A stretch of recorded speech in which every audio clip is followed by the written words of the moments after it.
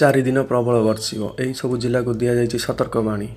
ଆସନ୍ତା 3-4 ଦିନରେ ରାଜ୍ୟରେ ଜାରି ରହିବ କାଳବୈଶାଖୀ। ଦକ୍ଷିଣ ଆଭ୍ୟନ୍ତରୀଣ ଜିଲ୍ଲାରେ ଆଜି କାଳବୈଶାଖୀର ସମ୍ଭାବନା। 3-4 ଦିନ ପର୍ଯ୍ୟନ୍ତ ରାଜ୍ୟରେ ଜାରି ରହିବ କାଳବୈଶାଖୀ ବର୍ଷା। ଦକ୍ଷିଣ ଆଭ୍ୟନ୍ତରୀଣ ଜିଲ୍ଲାରେ ଆଜି କାଳବୈଶାଖୀର ପ୍ରଭାବ ଅଧିକ ହେବା ସମ୍ଭାବନା ରହିଛି। ଆଜି ପାଇଁ 6ଟି ଜିଲ୍ଲାକୁ ଅରେଞ୍ଜ ୱାର୍ଣ୍ଣିଂ ଦିଆଯାଇଛି ଏବଂ 13ଟି ଜିଲ୍ଲାକୁ ୟେଲୋ ୱାର୍ଣ୍ଣିଂ ଦିଆଯାଇଛି। ଗଞ୍ଜାମ, ଗଜପତି, ରାୟଗଡ଼ା, ନବରଙ୍ଗପୁର, କଳାହାଣ୍ଡି, କନ୍ଧମାଳ ଜିଲ୍ଲାକୁ ଜାରି ରହିଛି ଅରେଞ୍ଜ ୱାର୍ଣ୍ଣିଂ। ଏହିସବୁ ଜିଲ୍ଲାରେ ଘଡ଼ଘଡ଼ି ସହ ବର୍ଷା ହୋଇପାରେ। ଘଣ୍ଟା ପ୍ରତି 40-50 କିମି ବେଗରେ ପବନ ବହିବ। କିଛି କିଛି ସ୍ଥାନରେ ପ୍ରବଳ ବର୍ଷା ସମ୍ଭାବନା ରହିଛି। ସେହିପରି ମାଲକାନଗିରି, କୋରାପୁଟ,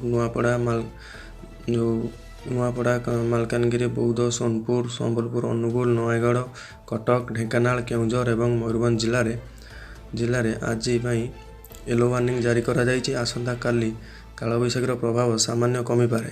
30ରୁ ପୁଣି ପ୍ରଭାବ ବଢ଼ିବା ନେଇ ପାଣିପାଗ ବିଭାଗର ପୂର୍ବାନୁମାନ କରାଯାଇଛି। ଅନ୍ୟପଟେ ଅଧା ଓଡ଼ିଶାକୁ କାଳବୈଶାଖୀର ଆଲର୍ଟ ଜାରି କରାଯାଇଛି। 15ଟି ଜିଲ୍ଲାକୁ କାଳବୈଶାଖୀ ବର୍ଷା ସହ ବଜ୍ରପାତ ଆଲର୍ଟ ଜାରି କରାଯାଇଛି।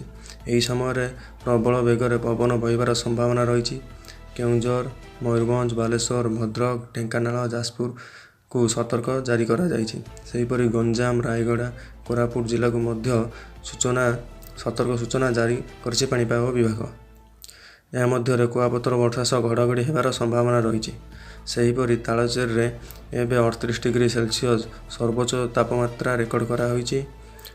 ଆଜି ଆଭ୍ୟନ୍ତରୀଣ ଓଡ଼ିଶାର ସ୍ୱାଭାବିକ ଠାରୁ 2-3 ଡିଗ୍ରୀ ତାପମାତ୍ରା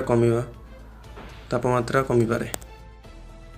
ହାଓଡ଼ା ବନ୍ଦେ ଭାରତ ଏକ୍ସପ୍ରେସ୍ ଆଜି ପ୍ରଥମ ଟ୍ରାଏଲ୍ ରନ୍। ପୁରୀ ହାଓଡ଼ାକୁ ଚାଲିବ ବନ୍ଦେ ଭାରତ ଏକ୍ସପ୍ରେସ୍। 130 କିମି ବେଗରେ ଗତି କରୁଛି ଏହି ଟ୍ରେନ୍। ଚଳାଚଳ ଲାଗି ସମସ୍ତ ପ୍ରକାର ପ୍ରସ୍ତୁତି ଶେଷ ହୋଇଛି। ଓଡ଼ିଶାରେ ପ୍ରଥମ ଥର ଗଡ଼ିବାକୁ ଯାଉଛି ବନ୍ଦେ ଭାରତ ଏକ୍ସପ୍ରେସ୍।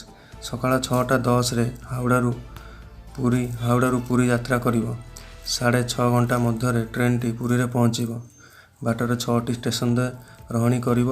ସକାଳ 7:38ରେ ଖଡ଼ଗପୁର, 9:48ରେ ଭଦ୍ରକ, 10:21ରେ ଯାଜପୁର କେନ୍ଦୁଝର ରୋଡ଼, 11ଟାରେ କଟକ, 11:22ରେ ଭୁବନେଶ୍ୱର ଖୋର୍ଦ୍ଧା ରୋଡ଼ରେ, 11:40ରୁ 2 ମିନିଟ୍ ଲେଖାଏଁ ଅଟକିବ।